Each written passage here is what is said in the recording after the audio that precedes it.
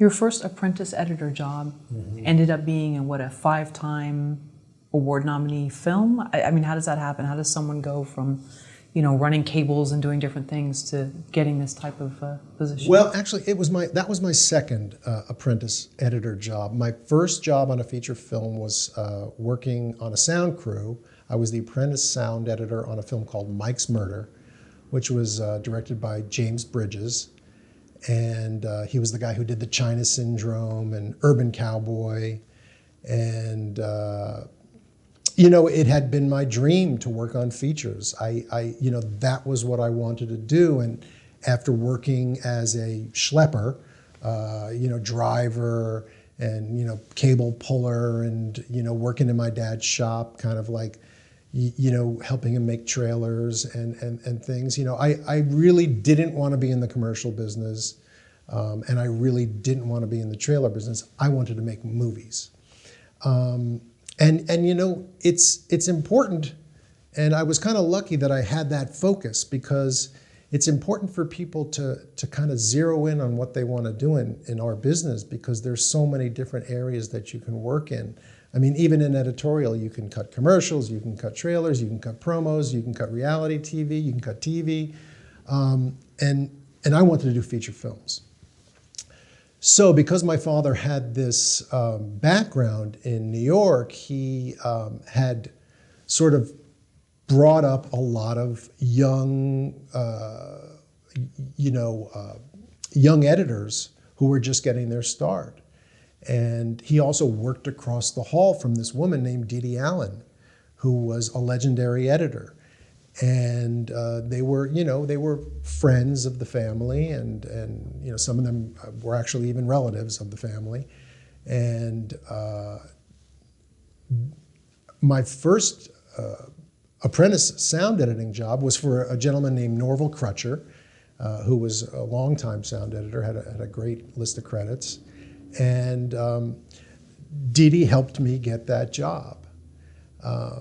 And my job was to code the sound reprints for every shot in the cut.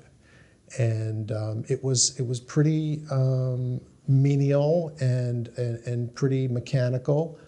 But I might as well have been working, you know, on the set, because I was thrilled, and it was such an honor to work for Dee Dee. I mean, she had cut a film called Reds, which Warren Beatty directed, and was nominated for an Academy Award, and you know, Bonnie and Clyde, and Serpico, and you know, so many other, you know, legendary films. And I was just, you know, I was thrilled. I was thrilled to be working the coding machine, and I actually got to do that in her cutting room, because that's where the coding machine was. So my second job was working for Richie Marx as an apprentice picture editor. And picture was what I wanted to do. I wanted to be a picture editor, not a sound editor.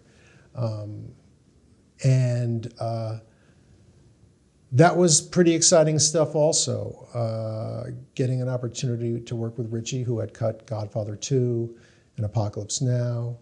And, you know, it was, nobody knew what it was going to be. It was this sort of dramedy from the man who had created Taxi, James L. Brooks, and The Mary Tyler Moore Show, Lou Grant, all of these great TV shows. So you figured it was probably going to be pretty good, and the script was pretty darn good. The one, you know, the initial script that I read, and I was doing many of the similar chores. I was coding the film. I was, you know, doing the things that you do when you enter the ground level of the editorial hierarchy, and again. It was pretty thrilling, because I got to go on location in Houston, Texas, and we were very close to the set, and we spent some time on the set, and it was James L. Brooks obviously directing, and Jack Nicholson was the star, and Shirley MacLaine was in it, and Deborah Winger, and Jeff Daniels, And these people would stop by the cutting room and they'd stick their head in and they'd ask how it was going. We were all living in this motel in the center of Houston, Texas. And, you know, I was a starstruck kid from New York. So, I mean, it didn't matter whether I was making labels on paper tape and Sharpies or coating film. It was pretty heady stuff. And, of course, we all got to watch dailies every night. Because that's what you used to do back in the days on film. They didn't shoot so much that you didn't have the ability to watch the film. So it would be the whole crew basically, and it was a great sort of camaraderie, and of course the performances in the film. You know, you really started to get a feeling that this was going to be something special. So. I don't know what to say other than it was a good time. Yeah, it was really fun. When the film was released, then of course there's not Twitter, there's not Entertainment Tonight, I don't think at that time. So how are you receiving the news that audiences are resonating with it? Well, we knew from the previews because we had previewed the film a couple of times on the Paramount lot, and you know, people were just absolutely. You know, sort of, you know, they raved. I remember at one preview, people literally stood up and gave it a standing ovation. Oh, wow. You know, thinking about it now and remembering that night, it gives me chills, you know, even today.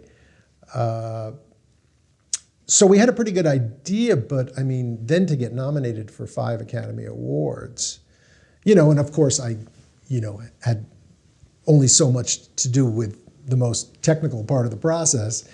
But to have worked with these people and to have worked on a film that that affected so many people on an emotional level and resonated with so many people, you know, who had kind of gone through those types of experiences that were, you know, in the film, and you know, just connecting on a human level. You know, that was the reason I got in the movie business, and it was a real sort of you know, confirmation of what I was attempting to do, which was, you know, to work my way up to become a film editor. So it was pretty great stuff.